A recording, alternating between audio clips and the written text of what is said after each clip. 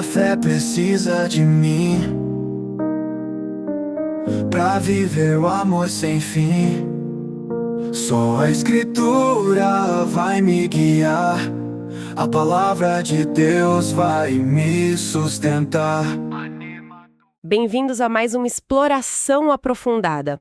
Hoje, o nosso foco é algo bem central na vida de fé, essa conexão, né, entre confiar em Deus e agir no nosso dia a dia. Como é que essa confiança vira serviço concreto? Exato, como ela se manifesta, né? Isso. E para investigar isso, a gente vai olhar as leituras bíblicas propostas para o 17º domingo depois de Pentecostes, que cai em 5 de outubro de 2025.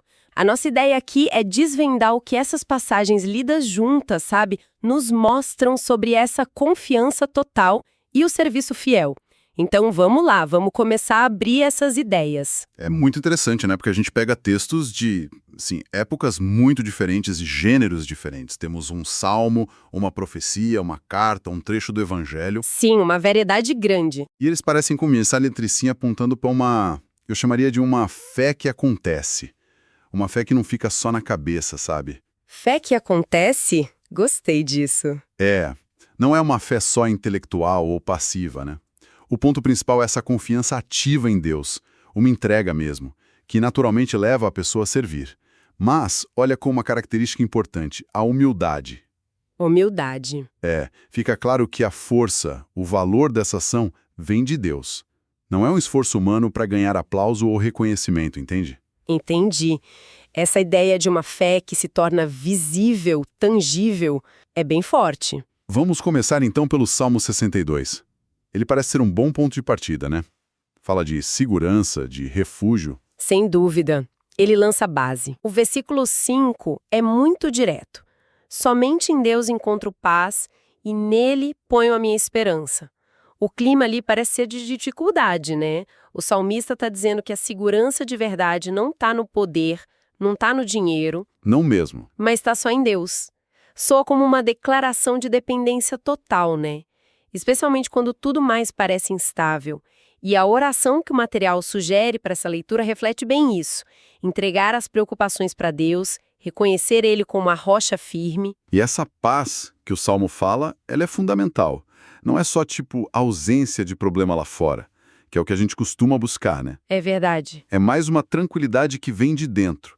Uma segurança profunda que nasce dessa confiança específica em Deus, mesmo quando as coisas estão difíceis. Uma paz interior, então. Exatamente. E aí já temos a primeira conexão com o nosso tema. Essa confiança fundamental, essa paz que vem de saber onde está o porto seguro de verdade, ela forma a base. É indispensável para qualquer ação, qualquer serviço que queira ser fiel. Faz sentido. Porque sem esse alicerce, o serviço pode virar algo superficial ou até uma busca disfarçada por autoafirmação, sabe? Levanta uma questão importante sobre onde a gente, no fundo, busca segurança nas tempestades da vida, né? Essa diferença entre paz interna e ausência de problema é crucial mesmo. E falando em tempestades, a leitura seguinte, do profeta Abacuque, nos capítulos 1 e 2, nos joga bem no meio de uma. O foco muda para a perseverança diante da injustiça. Um tema pesado, mas muito real. Muito. O trecho-chave está lá em Abacuque 2, versículo 4b. Mas as pessoas corretas viverão por serem fiéis a Deus. O profeta está angustiado, indignado com a violência, com a desordem que ele vê. Ele questiona Deus abertamente, né? Exatamente. E a resposta de Deus, que é complexa, traz essa afirmação central. No meio do caos, a pessoa justa se mantém pela fidelidade a Deus. É um chamado para confiar, para ser leal, mesmo sem entender tudo, né? Esperando a ação divina. É uma espera ativa, na verdade. Sim, e a oração ligada a essa leitura pede justamente perdão pela nossa autoconfiança, pela incredulidade e clama por uma fé renovada para viver fielmente. O que é fascinante aqui é essa ligação forte entre fidelidade e fé. Não é só seguir regra, não.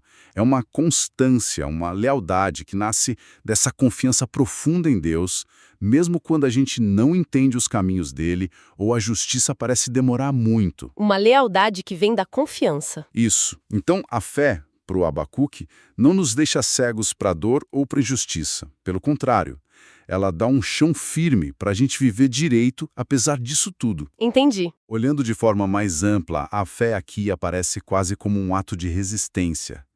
Resistência moral, espiritual. É um jeito de manter a integridade, a esperança, quando tudo em volta parece desolador. Resistência moral e espiritual. Gostei dessa expressão. E essa resistência, claro, muitas vezes pede coragem, né? O que já nos leva para a terceira leitura da segunda carta a Timóteo, capítulo 1. O tom aqui é de encorajamento, de ousadia. Sim, um chamado à ação corajosa. O versículo 7 é bem famoso e forte. Pois o Espírito que Deus nos deu não nos torna medrosos. Pelo contrário, o Espírito nos enche de poder e de amor e nos torna prudentes. Paulo está escrevendo para o Timóteo, né? Que era mais jovem. Seu discípulo. Isso, incentivando ele a não ter medo, a não ter vergonha da fé, do testemunho sobre Jesus. A mensagem é clara. Essa tarefa não depende só da força da gente. De jeito nenhum. O Espírito Santo é que entra como a fonte dos recursos essenciais. Poder para agir, amor como a motivação principal e prudência, o bom senso para guiar essa ação. E a oração associada pede isso para a igreja. Coragem, força na palavra, superar o medo, unidade. E tem um ponto sutil aí, mas muito importante, no que esse versículo não diz. Ele não promete que a gente não vai sentir medo. O medo é humano, né? Normal, ainda mais diante de oposição, de incerteza. Claro. O que o texto diz é que o Espírito dá recursos, poder, amor, prudência, para a gente poder agir apesar do medo. A questão não é não ter medo, mas ter a força de Deus agindo na gente. Agir apesar do medo, com os recursos do Espírito. Exatamente. E voltando para o nosso fio da meada, a confiança em Deus, a fé, se manifesta aqui como coragem. Coragem para testemunhar, para viver a fé abertamente. Essa ação não vem da pessoa sozinha e isolada. Ela é impulsionada, sustentada pelo Espírito. Faz toda a diferença. E aquele equilíbrio que você mencionou, poder, amor e prudência, é chave. Evita tanto uma coragem que é só impulso, imprudente, quanto uma passividade medrosa.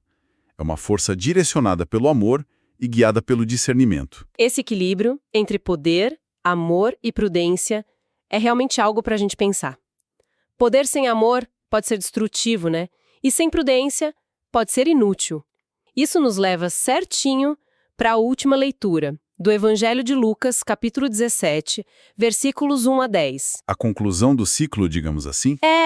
Aqui a perspectiva muda para a atitude com que a fé age no serviço, a humildade.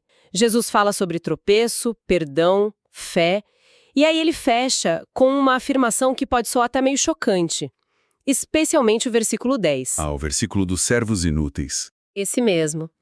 Assim também vocês, quando tiverem feito tudo que lhes foi ordenado, devem dizer: somos servos inúteis, apenas cumprimos o nosso dever.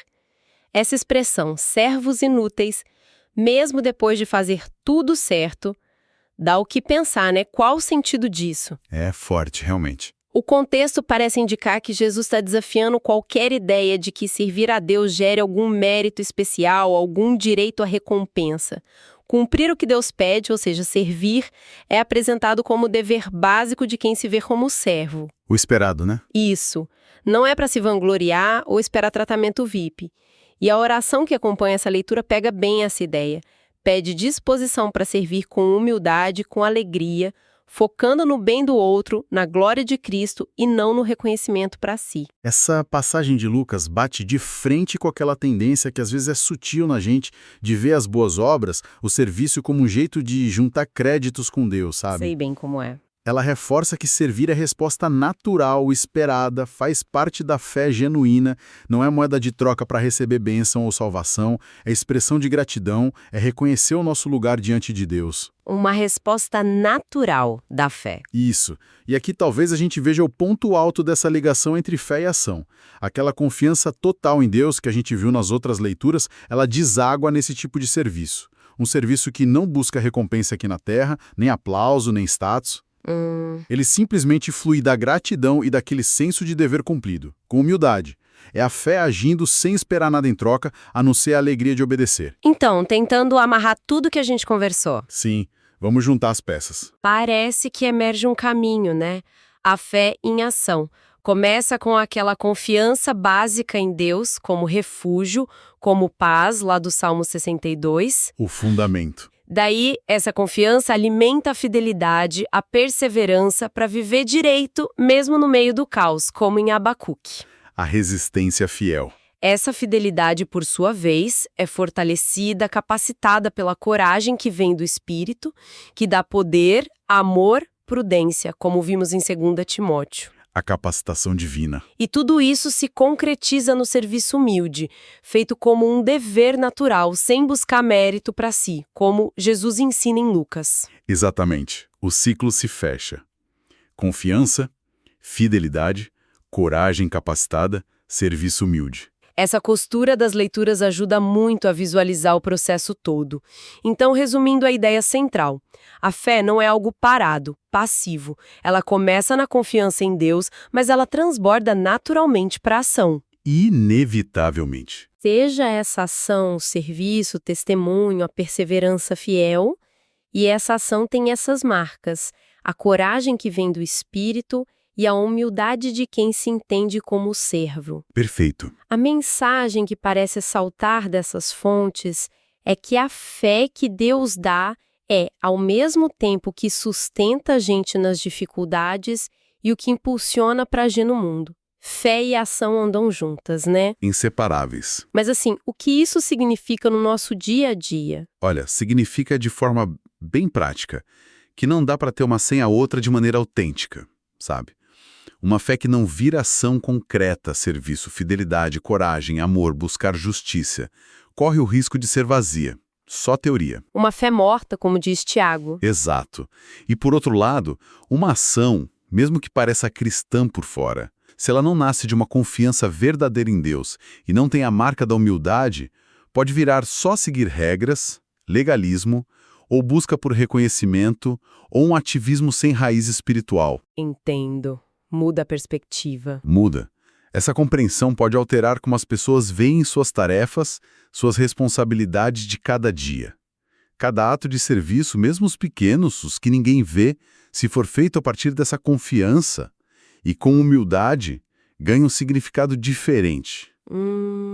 O foco sai do preciso fazer coisas grandes para ser notado e vai para o ser fiel no pouco, cumprir o dever com alegria, sabendo que a capacidade vem de Deus. Ser fiel no pouco. Isso é libertador, de certa forma. É sim. E para a gente terminar, deixar um ponto para reflexão, algo que vai além do que a gente conversou aqui. Manda. Se a gente leva a sério essa ligação profunda entre confiança total e serviço humilde como um dever, como é que essa perspectiva poderia redefinir não só o valor que a gente dá para as nossas próprias ações, mas também o jeito como a gente percebe e valoriza o serviço que muitas vezes é silencioso, fiel, não celebrado de outras pessoas ao nosso redor? Como a gente passa a enxergar o dever cumprido dos outros sob essa ótica da fé? Nossa, é uma pergunta profunda sobre reconhecimento e valor, né? Como a gente enxerga o serviço silencioso? Fica essa provocação excelente para a gente pensar.